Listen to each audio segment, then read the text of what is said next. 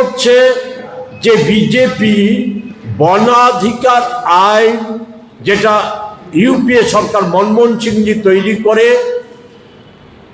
আমাদের ট্রাইবেলদের অধিকার, বনের উপর, জঙ্গলের উপর, জলের উপর অধিকার স্বীকৃতি দিয়েছিল। এর ফলে গোটা দেশের বিবরণ না দিয়ে শুধু ত্রিপুরায় 1,30,000 হেক্টর জমি, 1,25,000 আদিবাসী পরিবারকে 18 সালের পূর্বে ত্রিপুরা সরকার পাট্টা দিয়েছিল। আর এডিসি এলাকায় জমি হস্তান্তর কিভাবে হবে এটা নির্ণয়ের জন্য একটা কমিটি ছিল। বিজেপি আসার পর, এডিসিতে মাথা আসার পর সেই কমিটি ভেঙে দেওয়ার ফলে এডিসি এলাকার জমি নানাভাবে তো হস্তান্তরিত হচ্ছে। এগুলি নিয়ে আমি প্রশ্ন করতে চাই না। ওই সিএমও সাহেবের কাছে, ওই যিনি গতকালকে বলেছেন যে নানা কথা বলে এসেছেন, ওনার কাছে শুধু আমি জানতে চাই আপনাদের মাধ্যমে, উনি আশা করি জবাব দেবেন যদি সৎসাহস থাকে। দিল্লির পরিচিত রাষ্ট্রবাদী ব্যবসায়ী সুভাষ জিন্দা এবং ক্যাপ্টেন জিএস রাজর্ষিকে কিসের বিনিময়ে, কিসের নিরিখে, কোন আইনে এডিসি এলাকার বহু মূল্যের জমি তুলে দেওয়া হয়েছে? অভিযোগ এতে মুখ্য কার্যনির্বাহী সদস্য আর তীব্রমাথার একজন স্বনামধন্য নেতা এর সাথে যুক্ত। তাই আমরা বলি যে আন্দোলন দ্বিচারিতা ছাড়া কিছু নয়। আমাদের দাবি বিশ্রামগঞ্জে নগর পঞ্চায়েত হোক, কিন্তু তার আগে সরকার জবরদস্তিমূলক না, গণতান্ত্রিক উপায়ে কমিশন গঠন করে ওই এলাকায় বসবাসকারী সব অংশের নাগরিকের মতামত নিয়ে সেখানে নগর পঞ্চায়েত গঠন করা হোক। আর মথার কাছে দ্বিচারিতা বন্ধ করুন। অনেক হয়েছে, ধরা পড়ে গেছে। ককবরক নিয়ে ওই পরীক্ষার প্রাককালে সিবিএসসি পরীক্ষা শুরু হয়ে গেছে। আমাদের ত্রিপুরা বোর্ডের উচ্চ মাধ্যমিক পরীক্ষা শুরু হবে। অনেক গাল গল্প শুনিয়েছিল মাথা সুপ্রিমো যে এবার থেকে প্রশ্নপত্র হবে রোমান হরফে, ককবরকে রোমান হরফে, আর উত্তরপত্র লেখার সুযোগ হবে ককবরকে রোমান হরফে। এতে বিভ্রান্ত হয়েছে আমাদের রাজ্যের ছাত্র ছাত্রীরা। কি ফল হবে আমরা জানি না। এই পরীক্ষার প্রাক মুহূর্তে ওই মানববন্ধনের নাটক আর সেই রাস্তা অবরোধ, এসবের মানে কি? প্রকৃত তথ্য আমি শুধু আদিবাসী তরুণ ছাত্র ছাত্রী যুব সমাজের উদ্দেশ্যে একটু যদি সময় লাগে আমি সংক্ষেপে তথ্যটা দেই। এই রাজ্যে অস্বীকার করার সুযোগ আছে।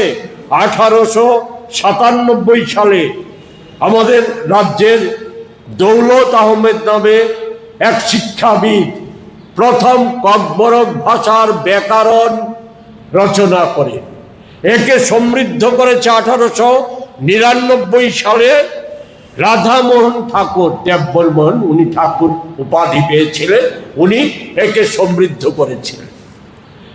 184 জন আদিবাসী রাজা থাকা সত্ত্বেও শাসন করে গেছেন, বীর বিক্রম কিশোর, মাণিক্য বাহাদুর সহ।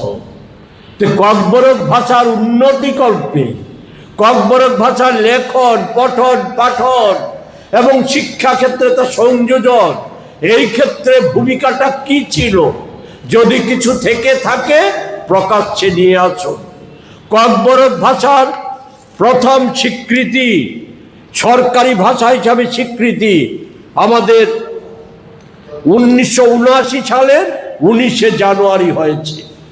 ককবরক এক ব্যাকরণ তৈরির পর 100 বছর বাংলা লিপিতে লিখিত হয়ে আসছিল, বাংলা লিপিতে ছাপা হয়ে আসছিল। নানা সাহিত্য, নানা গল্প, নানা উপন্যাস, এগুলি দিতে গেলে অনেক সময়ের ব্যাপার, আমি দিতে চাই না। সেগুলি আছে, প্রয়োজনে আমি উপস্থিত করব, কিন্তু এগুলি ছিল। এরপর রোমান হরফেও এটা চালু হয়েছিল, কেউ কেউ এটাকে লিপিবদ্ধ করত। তো এটা চালু 79 সালের পর প্রাথমিক স্তর থেকে 18 সালের পূর্বেই রাজ্যের সর্বোচ্চ শিক্ষার স্তর ইউনিভার্সিটি পর্যন্ত ককবরকে পড়ার সুযোগ, ককবরকে একটা সাবজেক্ট হিসাবে ককবরকে লেখার সুযোগ সেখানে সৃষ্টি করা হয়েছিল। তো এটা হয়েছে। তো এই সময় একটা বিতর্ক দেখা দিয়েছে, এখনো বিতর্ক বর্তমান, লিপি কি হবে, রোমান না ককবর। এটা নিরসনের জন্য বিশিষ্ট দেশের বিশিষ্ট ভাষাবিদ পবিত্র সরকার, ওনার নেতৃত্বে একটা কমিশন হয়। কমিশনের সুপারিশ ছিল যে ককবর রোমানেও হতে পারে, হরফেও হতে পারে, বাংলাতেও হতে পারে। আমাদের প্রদেশ কংগ্রেস সেই কমিশনের কাছে প্রস্তাব রেখেছিল রোমান হরফে করার জন্য। আমার পবিত্র সরকার মহাশয়ের পরামর্শ ছিল সরকার যাতে জবরদস্তিমূলক কোনোটা চাপিয়ে না দেয়। আদিবাসীরা কিসে স্বাচ্ছন্দ্য বোধ করবে, ছাত্রছাত্রীরা কোনটাকে ফেভার করবে, এটা নির্ধারিত করার ক্ষমতা আদিবাসীদের।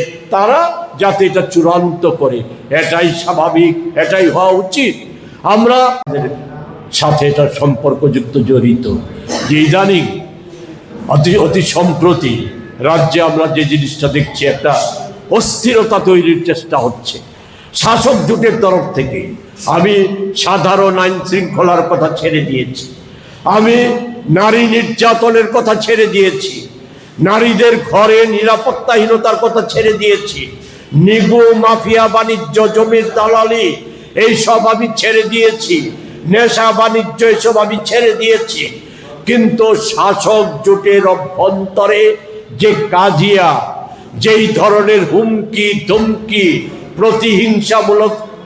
প্রতিহিংসামূলক বক্তব্য, একে অপরকে যেভাবে অসাংবিধানিক ভাষায় আক্রমণ করছে, দুর্নীতির অভিযোগ সহ নানা অনৈতিক অভিযোগ তুলে আনছে, এ তো একটা সময় যারা পুরনো আছেন তাদের জানা আছে যে একটা সময় আমাদের রাজ্যে কিছু উচ্ছৃঙ্খল ক্লাবের যে সংস্কৃতি ছিল, অনেকটা সেই ধরনের সংস্কৃতি নিয়ে আসা হচ্ছে।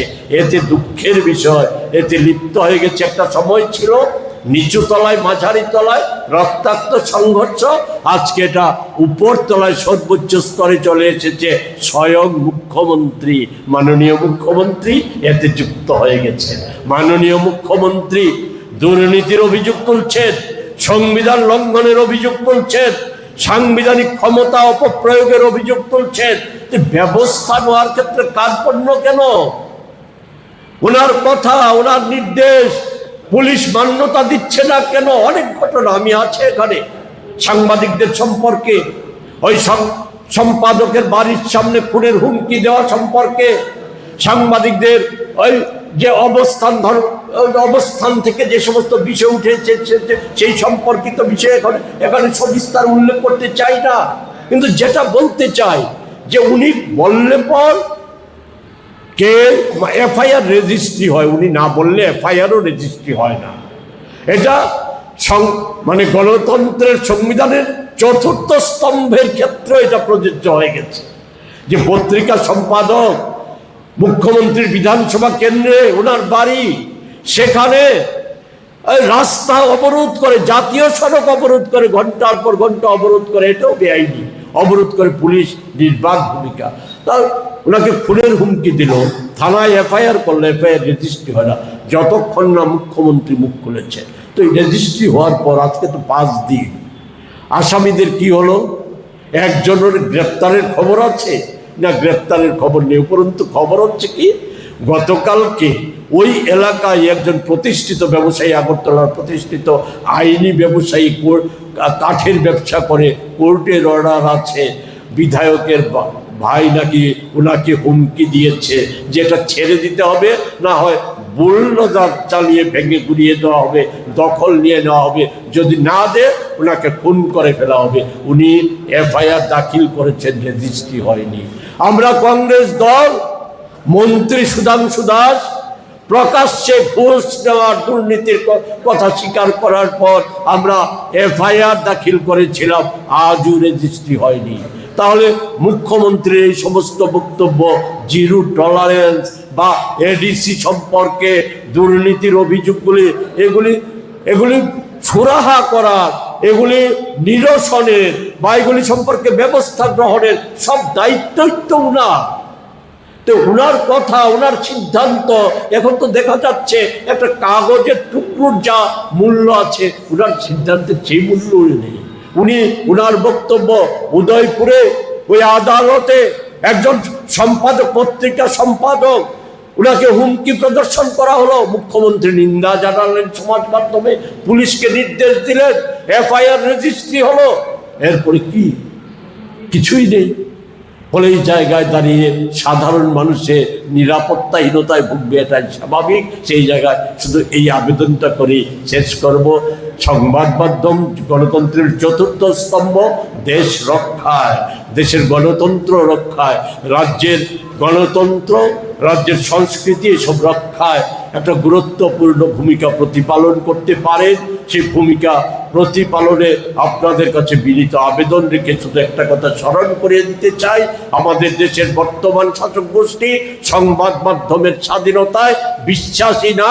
তাই তাদের নীতি হচ্ছে যারা তাদের তল্পিবাহক হয়ে থাকবে, তাদের হয়ে কাজ করবে, তাদের জন্য সমস্ত কিছু ছাড়।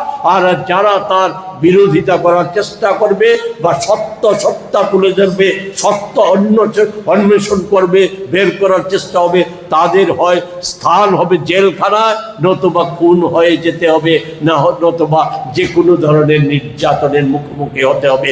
এই হচ্ছে বর্তমান সরকারের নীতি। আমাদের রাজ্যেও তা ব্যতিক্রম নয়। এই কারণে বিভাজন তৈরি করে নানাভাবে এই ক্ষেত্রটাকে দুর্বল করার চেষ্টা করছে।